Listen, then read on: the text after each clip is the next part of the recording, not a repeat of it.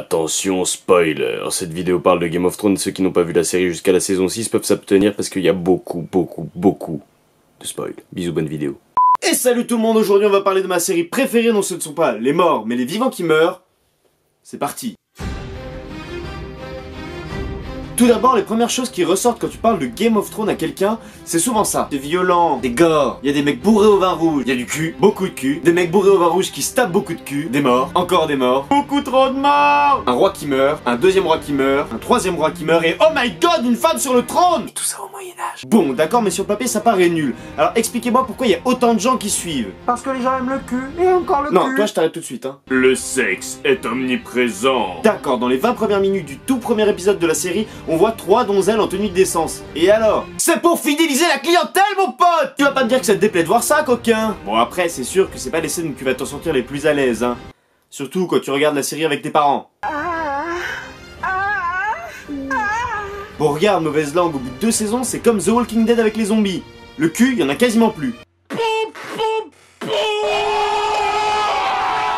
La série est trop lente. Alors là, explique-moi ce qui te fait dire ça. Sérieusement, je comprends pas. Y a trop de blabla. Ok, donc t'aurais préféré qu'on te jette dans l'inconnu sans te donner plus d'explications, sans discussion, pour te faire comprendre? Ok, on fait le test, hein. Petit résumé de la série. Ned Stark devient main du roi, et il se fait couper la tête. Anis attaque la capitale et rentre chez lui la queue entre les jambes. Jon va au mur. Jon va au-delà du mur. Jon baise au-delà du mur. Il revient. Daenerys galère. Encore et encore. La sorcière rouge se fout à poil. Encore et encore. Les Frey sont des cons. Les Greyjoy sont vénères mais impuissants. Théon se fait couper sa mini-poutre de Bamako. Le roi meurt. Cersei se balade à poil. Un autre roi meurt. Feu Greyjoy. Encore du feu Greyjoy. Et Jacques Chirac monte sur le trône. À vous, dans ces cas-là, t'aurais dit: ouais, y a trop d'action, on comprend pas ce qui se passe. Chut alors, les dialogues c'est la clé de la compréhension de la série. Ce qui donne cette impression de lenteur, c'est simplement que les épisodes sont espacés d'une semaine chacun. Et du coup, toi qui as beaucoup d'espérance sur l'épisode à venir, si c'est un épisode super important de blabla, tu vas te dire: mince, mais il s'est rien passé. Alors que c'est faux. J'ai le coffret à la maison, hein. Je me suis maté les 6 saisons en 3 semaines. Alors si c'était aussi chiant qu'on le dit, pourquoi j'aurais mis si peu de temps pour regarder 60 heures? Explique-moi. On peut pas s'attacher à un personnage parce qu'il meurt. Ouais, pour le coup, ça c'est vrai, on sait pas à quoi s'attendre avec Game of Thrones, ils sont capables de tout les gars. Alors des petits exemples. Ned Stark. Ned Stark. Oberyn Martell. Et Oberyn Martell, enfin ce qu'il en reste. Robb Stark. Larousse. Ah! Winter is coming. Ouais, franchement c'est la classe. Je crois que c'est ma devise préférée après celle des Greyjoy et celle des Lannister.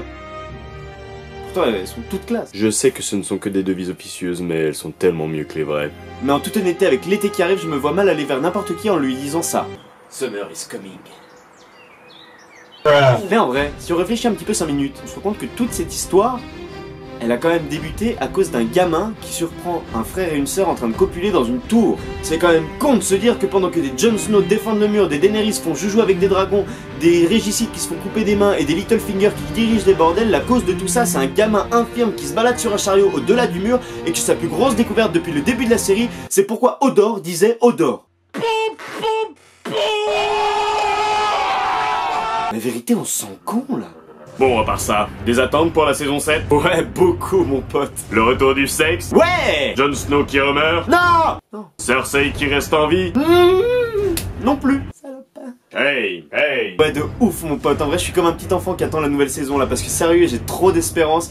Et là le nouveau teaser là avec les statues il m'a hypé de ouf mon gars. Alors si comme moi t'es un malade de Game of Thrones, tu peux me le dire en commentaire et tu peux me dire quelles sont tes attentes pour cette nouvelle saison. En attendant tu peux lâcher un petit sexe de Théon en l'air si jamais tu as aimé cette vidéo. Partage-la et surtout abonne-toi.